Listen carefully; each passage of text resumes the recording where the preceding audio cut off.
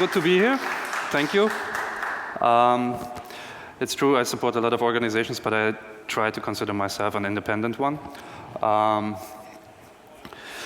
What I want to talk about is how we can influence policymaking at the European Union level, and this is basically like the collateral damage of ACTA. Like ACTA has positive effects on, we've developed a lot of tools while we wanted to counter ACTA, and we created a lot of tools while we created the resistance in the last 3 or 4 years against ACTA.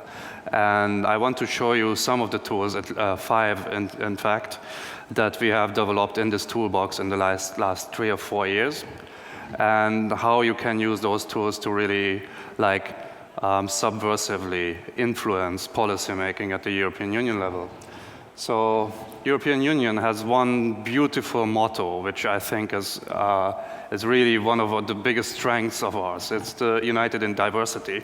If you think about, I don't know if you know that the European Parliament has 23 official languages, 27 countries, 6 political groups, and more than 170 parties represented in the European Parliament. That is such a huge diversity. That means there's never at least a group agreement, or there's always, even in the socialist group, there's some renegades that are voting against the group policy or something there's such a great diversity and such a chaos as well that I really enjoy playing with. Let's talk about the institutions where we can and want to influence this policymaking. Of course, this is the order as the legislative pipeline goes. When there's a new legal proposal, that always comes from the Commission. The Commission is a bureaucratic institution that is not democratically elected, and they come up with the text. And the text gets submitted to the European Parliament, where there's a lot of different and quite complicated stages that the legislative proposal goes through. That might last from a few months to a few years, or if there's a dead proposal, then of course forever. And then after the Parliament has scrutinized the legal proposal, then the Council, that is the representation of the member states, the 27, the ministries, the ministers of telecommunication of each member state, that is the Telecoms Council, they decide whether they approve this or not, and if they approve, then it becomes a directive or regulation or whatever, and if they don't, then the whole cycle starts again, basically. So there's other authorities that you can also involve in this policymaking. The data protection officer is one very nice guy. Then you have telecoms regulation authorities like BERET, which is an umbrella organization for the 27 telecoms regulatory authorities in the 27 member states. So there's a lot of attack surface where you can mount your attacks. But I don't know how many of you do software development, but whenever you do software development, there's a saying that the earlier you fix the bugs, the less expensive it is to fix the bugs, or, it's really, really hard to change a fucked up law when it has been already adopted in the countries or when it has been voted in the parliament. So you need to fix the law before that, way before that. So then I'm going to the other organizations. So some of the organizations that do very good work on the European level. And then we have some allies everywhere, of course. There's good people in every institution. From my own experiences, we have the Pirates in the European Parliament. We have other MEPs, mostly in the Greens, but socialists. But there's even some good people, I guess, in the conservative parties or groups there. Then there's the European Parliament Free Software User Group, which is very active and tries to support in the European Parliament people who wants to use free software and free standards. And then there's even people in the Commission who do good jobs and are I guess there's also a bit deprived of civil society. So the cost for getting there and giving advice to these people is quite high. You need to be in Brussels. Brussels is not cheap, et cetera, et cetera. Big lobby companies do have the money, but civil society, it's kind of, We have EDRI at least, and some other organizations, but it's difficult. So they are deprived, even in the Commission, of the input of civil society. And when they get that, they're usually very thankful for that. And then the biggest ally, again, is diversity. Like, there's like so much chaos going on. I really enjoy that. So then there's a lot of issues that we care about besides ACTA. Network neutrality is one of those, and one of the tools I will show, or some have roots in the network neutrality debates. Then we have the passenger name records. The Cybercrime Directive is now, at the moment, in the plenary stage already, and it's a very bad piece of legislation. It's like the hacker paragraph in Germany 3 years ago, I guess. And if you remember, 3 years ago in Germany, there was like huge outcry against that. At the moment, there's 5 people working against the Cybercrime Directive. I'm one of them, and it's very horrible. So if you can help out with the Cybercrime Directive, that would be really nice. We need some big noise around that. Then there's data retention. The IP Enforcement Directive will be open up this year, possibly, which is a follow-up to ACTA. The PSI directive, from the past we have the SWIFT agreement, et cetera, et cetera. So there's a lot of issues that we do care about, and some of these organizations I showed you and their allies help us with. Basically this is the context in which we try to operate, and the issues that we care about. And I have this like notion of a pipeline of how legislation comes to life, and then how it gets implemented and so on. So I've prepared 5 of these cases, presenting the 5 tools that I want to present to you. The first tool that I want to present to you is about understanding law. I'm not a legal lawyer. For me, it's quite difficult to read these long texts that are quite difficult to understand. But it's also true that some of these text blocks are like memes, legal memes, that get copied from one piece of legislation to the next one. You get very short memes that are like phrases that are very often common and very common.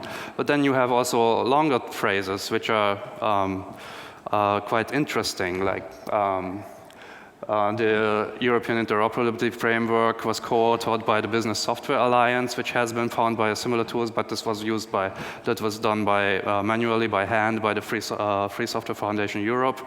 The CARI Forum, it's a trade agreement, one of the biggest trade agreements I ever saw in my life. Like in ASCII text, it's 4.5 megabytes, and out of that, I think 4 megabytes is tariff tables, like customs and stuff like that. And it contains IP-read Article 8, actually, which is it's not something that you really want to export. And you can find that with Pippi Longstring, which basically detects copy-pastes or like text blocks that appear in other documents, which is really helpful. And there's a big difference to, diffs from coding. If you did coding, a diff also is a diff, and you just move around the text in your code, like you move it later in the code. We don't care about that. If someone renames Article 7 into Article 28 and moves the article back, we still care about that this is the same text, but we don't really care about whether it was Article 7 or 8 or whatever. Then you can use this also for collaborative commenting. This is like, I don't know how many of you know STED, which has been used as a tool in drafting the GNU public license, version 3. Or comment.com, which is a really nice tool where you select the text online with your mouse, and then you get a small text input box where you can comment on that part of text only, like this. And that everyone else sees that there's a comment on that because it's highlighted, like here. It's really useful for if you have a legal text and you want to do commenting on that, like a collaborative understanding of what is this law going to do to us. It automatically imports text from Eurolex, which is the database of documents of the European Union, which is quite nice and convenient. Like if you ever want to refer to a dossier or a directive, you can make up automatically the URL in Pippi Longstrings. It doesn't even have to exist because Pippi imports it automatically. And you can even refer to articles. So you can have very precise references to parts of laws and send them as URLs along to other people. Hey, look at Article 7 in this and that directive. This is quite impossible using the existing tools. Nowadays, you have to ship around PDF files or something like that. Then, Guten Plug, if you ever want to scrutinize PhD dissertations of politicians you want to get rid of, you can do that with this as well.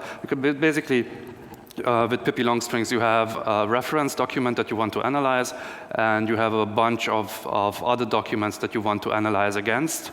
So you say, tell me, what are the passages in this document that are shared by all these other documents, and then you will get a nice list. And then there was like this other case, I don't know how many of you have heard, Hungary, the country, now has a new constitution, and one of the reasons for doing this new constitution was apparently that the old constitution has been written after the Second World War, and it's completely communistic, and blah, blah, blah. We need to have a modern and new constitution. And I did a comparison with the constitution from '89, and a fantastic result for me is that there's absolutely no overlap. There's one match that is 5 tokens long, nothing else. So that reasoning that we need a new constitution because it's written by the communists is complete bullshit. So this is how it looks. This is from the CARIFORUM trade agreement. And here you have, I guess this is Article 8 of the IP-RED directive. I don't know which one is one of these. I need to check that out. But yes, where judicial decision is taking finding infringement of an intellectual property right, the judicial authorities might issue against the infringer an injunction aimed at prohibiting the continuation of the infringement. IP-RED. So this is helping you to understand what is going on, even if you're not a lawyer. Maybe you can involve lawyers that can give you comments on parts that appear here. But basically, this is the first step. You read through the law or the proposal, and you do some analysis. Do we need to take action? What do we take action? What kind of action do we take? So the next step that you need to influence this whole decision-making process is to know when to supply the right input to the right people, what is the time. And for that, you need to monitor the process. You need to be aware, as I said, it's too late after the adoption in the member states to protest against any proposal.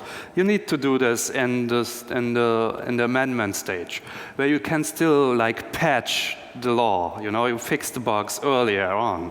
So you supply fixes, you supply changes to the proposed law. And for knowing that, when is the deadline, for example, until when you can submit something like that, you need to know about that. And if you want to know it today, you can go to the European Union website and you can subscribe there and you can get notifications there as well. But the database there is not so nice, and they don't have actually the data about the tabling of amendments deadlines because they are hidden away in PDFs.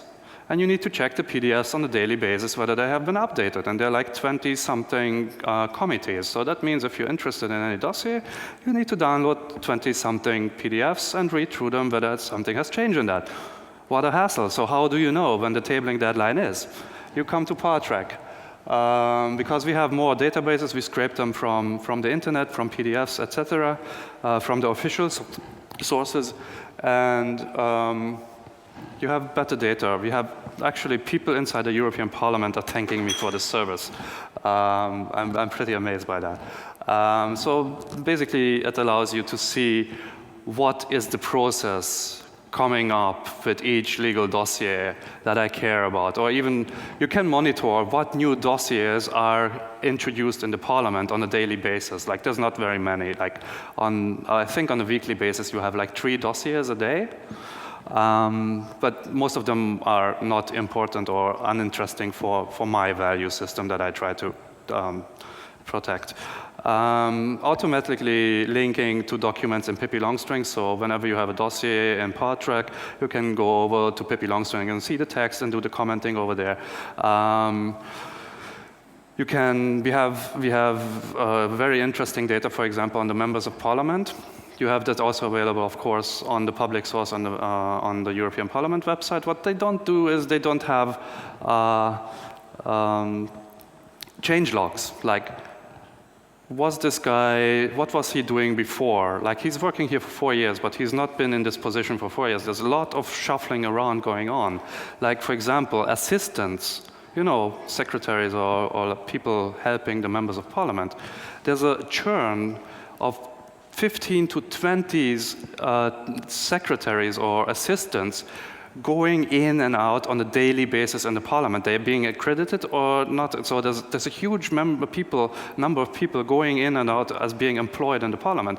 And we can track that, actually, those people, which is quite interesting for later on if you might want to see some lobbying. Oh, this guy has worked for this and that MEP or something. But then there's also very interesting data. It's more interesting than I think yet useful, is like, how are the members of parliament moving around in the offices? Like, this is now his office, but he's going to be assigned to a new position that is important, so he moves his office next to the, I don't know, the Secretary General of that organization where he's going to have some more important position. So actually you can see the position inside of a member of parliament inside the ranking of the parliament by where his office is and how he moves around. I think this is quite interesting, at least. And then this is also, of course, useful when we are on ground in the European Parliament and want to go and knock on the office and talk to the member of parliament. We need to know that, and we have very accurate data on that. So basically, this is how it looks. Very simple, and you have various views. You have the dossier views, you have the view on the representatives, and you have views on the committees. This is the most important stuff that we care about in the European Parliament, actually, if you want to intervene in this process, in this legal process. So what can you do otherwise? Which is, I think, by combining also this data, we were able to also find out new information that is unknown until today, or if you don't use ParTrack. Like, for example, by combining the data of who is taking responsibility for a dossier and having the member of parliament, we can combine that, actually, which is unavailable anywhere else. And you have a list. This member of parliament has taken responsibility for these and these dossiers. And you see who's important and how many dossiers someone has taken care of, and whether these are dossiers actually that matter or they're just like filling dossiers, because the parliament is always churning something out, even if it doesn't make any sense. So you can also see if someone is like a procrastinator who's just doing dossiers because he has to do some, but they are mostly unimportant. And then you can see people like, for example, Amelia Andersdotter, who has like 3 incredibly important dossiers already, and she's in parliament for 3 months or something. I think this is really important to see also who's doing the important work and who's just like someone who's not trusted by anyone and just getting crap dossiers because he has to do something, but we're not giving him anything important, you know? So I think this is also very important to see the influence on each dossier, which we can also deduce from this nice data. So then we're going over already to the next step, and this is a joint project with La Quadrature du Net. This is called Political Memory. I guess all of you have heard about this. This is focusing mostly on the representatives. So we know the history, again, like what have they taken care of, how was their voting behavior. With La Quadrature du Net, there's this working pattern that we're not only submitting amendments, but we're also submitting voting lists. Like, after the amendments have been submitted, we go through the list of all the amendments and we tell the members of parliament, this is a bad amendment, vote against this. This is a good amendment, vote for this, and so on. We get a long list, and this gets handed out to the members of parliament so they know how to vote.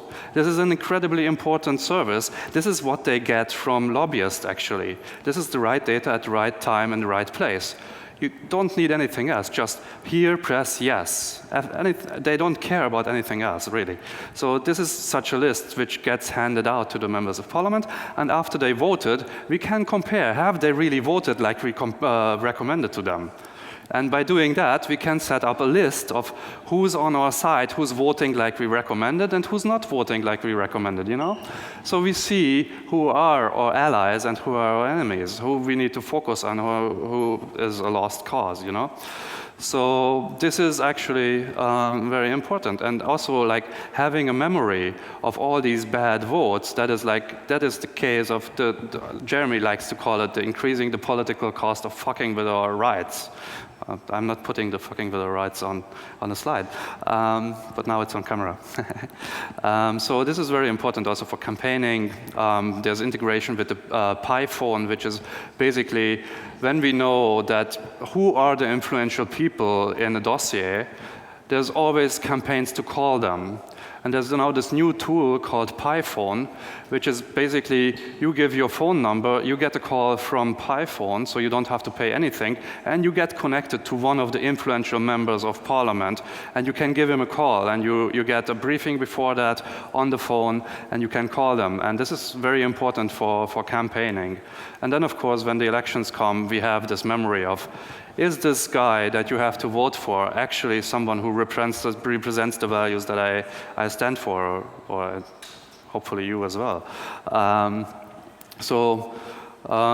This is very important. And also, we realized that members of parliament also read this, like seeing the assessment of who's doing what. And this is going way beyond of the usual vote trackings, like VoteWatch EU. This is one of the services you have that tracks all the votes. We don't care about all the votes. We care about whether the important votes went the way we wanted them to go or not.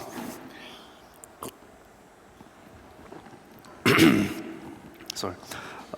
So yes, and this is also important for citizens to claim their political role. What we have experiences now with ACTA, for example, like the huge outcry with having tens of thousands emails to the members of parliament, or when Lakvada.net set up a small phone booth with 5 phones in a conference, and when they had nothing to do, people were sitting there and calling members of parliament, and we were in the parliament, and being like, feeling the aggression of the members of parliament, like, are you guys DOSing our phone system? Yeah, we have so many phone calls all day. And this is like having huge pressure on them and changing things for us. And then you have also, you know, all the statistics of who is aligned with what we do and who's not. This is like one of the graphics. You see the EPP is the conservative group. Mostly they're the obstacle that we need to overcome. But then socialist group is mostly green, but then you see the Brits are always like the conservatives in this case. And now a British member of parliament is actually a socialist, is responsible for ACTA, which is quite interesting, I think. Then you have like visual stuff where you can see that Hungary is the worst sucky country in Europe. They are most hostile to all the freedom on values that we care about, or I care about at least. And then you see the Scandinavia that might be like a good role model. So we have like this historical data. And this is the PyPhone. This is like the voice over IP. Well, this is not, this is just a logo. But this is a very nice service for putting the pressure on the members of parliament, besides the email thing, which is not so effective. The only effective part of that is like when they see the numbers, I got the same email 10,000 times, but it's not going to be read 10,000 times, of course. So legislative comparison, this is an old project that is a bit of dormant, and we're now relaunching it, and I think this might be like an official relaunch now, because it has not been advertised anywhere else. So this is basically, we want to do a World CIA fact book for digital rights, having country overviews or like country briefing pages on digital rights situations in your country, in all the countries. This is how it looked earlier. It's a simple wiki, but now we have fancy schmancy graphics, and like this is censorship, visualization, and then a list of what is the status in all the countries in the world that we have data on, and then you have this also on a country basis. And this is basically also remaining a wiki, but we'd also do import lots of data sets from other organizations. And we also import news items, so you always have what is currently in the news in the country. You have the input from professional digital rights organizations, like, for example, in this case, the OpenNet Initiative that did this report on censorship. And of course, we really, really rely. And if any one of you wants and can help, please go to deriva.org and update the German page or whatever country you're from if you have any insights in these cases, or if you have good data sets, please supply that to us. And the last stage in influencing the European policymaking is when the law has been made or when the directive has been passed and it sucks, or it was a failure or half failure, what do you do then? Well, in this case, the law is the telecom packet, which is the telecommunication regulation in Europe. And the result was from Neelie Kroes, she will speak tomorrow, that there's nothing wrong with network neutrality, there's no violations, everything is all right, and blah, blah, blah. And we said, no, that's not true. And we submitted Bits of Freedom is a Dutch organization, and another organization, maybe La Quadrature du Net, I don't know. They both compiled long lists of network neutrality violations across Europe already back then, and Neelie Kroes simply ignored that. So we said, okay, then let's do something, and we created respectmynet, which is looks like that. It's basically a very simple bug tracker for violations of network neutrality. Whenever you sense a network neutrality violation while you are surfing the internet, because you're not able to connect to SMTP, or your voice over IP is blocked, your torrenting is blocked, peer-to-peer is blocked, or you are not allowed to tether your wireless connection, or whatever. That's all network neutrality violations, and we want them here in that tool, respectmynet.eu. And this is very helpful, not only for us in doing our campaigning, but it's also being used as input for the regulatory authorities. There's a BEREC report, which is the umbrella organization of all the European telecoms regulators, and they use the data from respectmynet for doing their own report that they are going to write for Neelie Kroes. And I think we dominate that list with all the submissions that we had. And also the French regulator is really, really happy about that, that we have such a huge list of all the violations, and now they're going after that. So by just creating this resource where people can come and submit that, the regulatory authorities actually have a huge interest in that and using this. So actually, maybe tomorrow we can show, of course, Neelie knows already, but that what she said, there's nothing wrong in the internet, is bull crap. So for the future, you see this is 3, 4, 5 tools that I presented here. These are important, and I think we need to do more of these tools, because this is how we can really get our voice into the policy making. And so I want to do more of these tools. So in the future, I want to do some kind of organization that allows more hackers to focus on creating some tools like this. So people that want to be involved in this policy making can actually do that, which is quite hard now. But you see, with this technology, you can do a lot of things. And doing this is not really campaigns. These are more longish, longer-term projects, and so we need a few hackers that do coding. We need a lot of people who do visual things, because we're like hackers, you know, we like console graphics, if that's graphics at all. So people who like colors and rounded corners, very welcome. So yes, and this is what I call constructive hacking. So this is like the contrast to I don't know, like the anonymous debate that we had earlier. Like, you can create a lot of constructive things and do have a huge impact on this whole stuff. You don't need DDoSing for that. So if anyone has the skills, use it for constructive things and not for destructive things. So that concludes my talk. Thank you.